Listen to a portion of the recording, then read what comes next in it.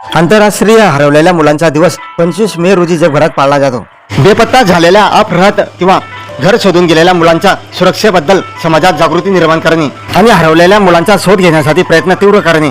हरवलेल्या मुले सापडल्यास त्वरित पोलिसांना किंवा चाइल्ड लाईन 1098 म्हणजेच 1098 हा 24 तास उपलब्ध असणारा राष्ट्रीय आपत्कालीन फोन नंबर आहे.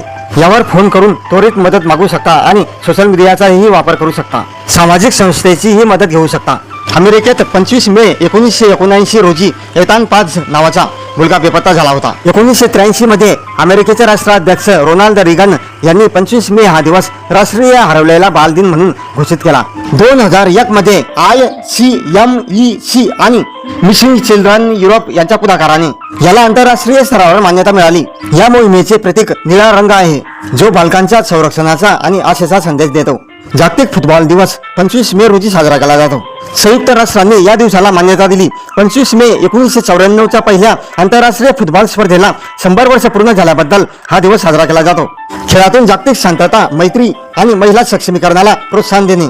फुटबॉल हा जगातील सर्वात लोकप्रिय खेळ असून तो विविध संस्कृतींना एकत्र जोडतो.